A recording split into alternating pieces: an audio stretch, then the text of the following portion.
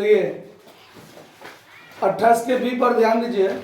जैसा आपका 28 का ए नंबर प्रश्न था उसी प्रकार का 28 का बी भी है। ठीक है, बस थोड़ा सा इसमें डिफरेंस किया हुआ है। दो टाइप का बात कर दिया है कि पुराने साझेदार ख्याति की राशि निकाल लेंगे तब क्या होगा, और जब पुराने साझेदार ख्याति की राशि नहीं निकालेंगे तब क्या होगा।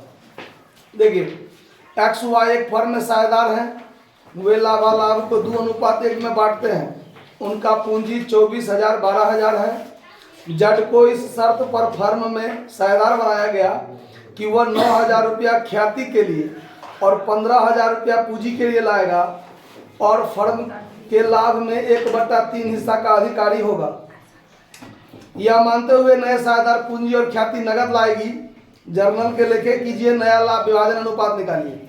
देखिए जब नया लाभ विभाजन अनुपात निकालने की बात होता है तो ये बात आपको पता है कि पुराना साझेदार का हिस्सा जो होता है old ratio of X and Y, ये आपको 2:1 दिया हुआ है। ठीक है, नया साझेदार जेड है तो Z is new partner, Z is new partner and his share 1/3 है। ये है ना 1/3 भाग। अब देखिए, अब निकालने के लिए हम पहले मान लेते हैं कि let total profit of the firm, total profit of the firm एक मान लिए।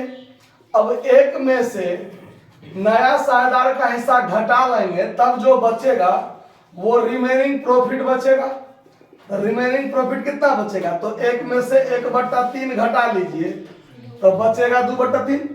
अब ये 2/3 भाग जो है इसको कौन बांटेगा, एक्स वाई किस अनुपात में बांटेगा, 2:1 में। तो अब निकालेंगे X's new share, X's new share तो 2/3 गुने 2/3, 2/3 होगा ना तो 4/3 हो गया।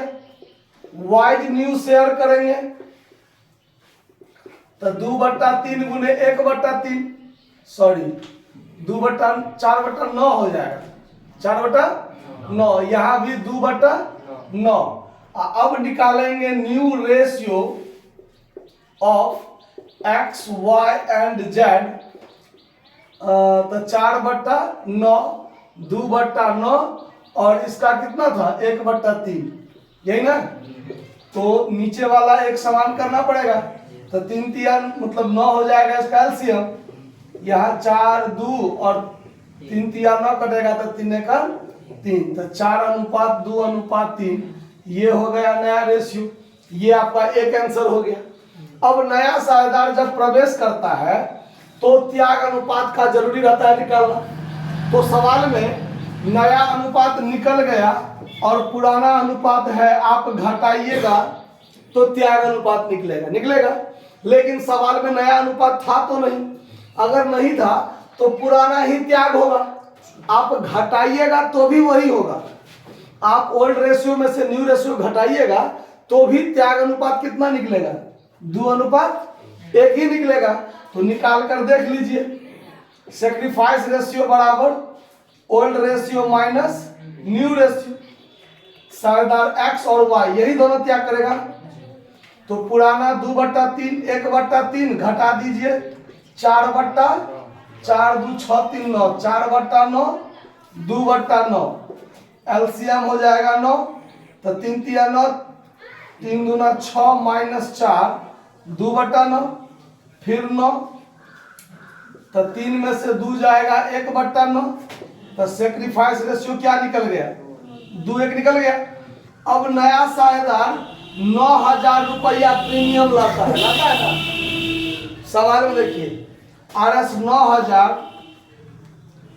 Brought by Z as premium, यानी इस प्रीमियम को एक्स और वाई बांटेगा 2:1 में।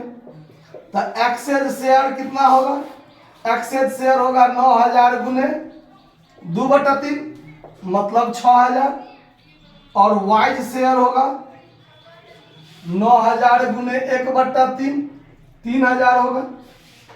बात समझ में आ गया, इस समझने में तो नहीं कोई दिक्कत है। अब सवाल में ध्यान दीजिए, कहता है जर्नल एंट्री बनाने के लिए। तो journal entry in the books of the firm, यानी फर्म के पुस्तक में आपको जर्नल एंट्री बनाना है। तो कंडीशन है, दो कंडीशन, पहला कंडीशन और दूसरा कंडीशन। पहला कंडीशन में कहता है कि जब पुराने साझेदार ख्याति को निकाल लेते हैं, और दूसरा कंडीशन जब पुराने साझेदार ख्याति को रहने देते हैं, मतलब नहीं निकालते हैं। तो जब निकाल लेते हैं तब क्या होगा एंट्री, देखिए पहला एंट्री क्या बनेगा, जब नया साझेदार पूंजी लेके आता है तो कैश अकाउंट DR टू जेड्स कैपिटल अकाउंट होगा कि नहीं होगा। तो पूंजी लेके कितना आता है सवाल में, 15,000 रुपया पूंजी के लिए लाता है, तब 15,000। फिर प्रीमियम लाता है तो cash account DR to premium account कितना रुपया, 9,000।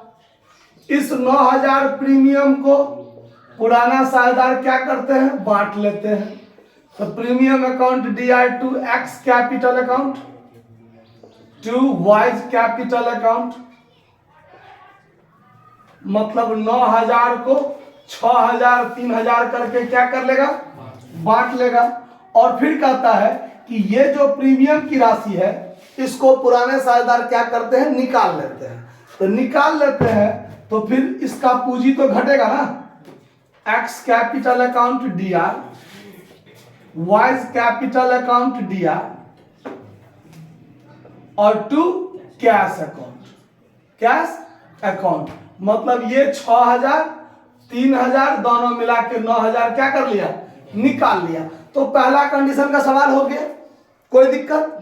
अब यदि दूसरा कंडीशन में यदि हम करेंगे, दूसरा कंडीशन में तो ख्याति की राशि नहीं निकालेगा, मतलब ये एंट्री नहीं बनेगा, बाकी ये और ये तीनों एंट्री तो बनेगा।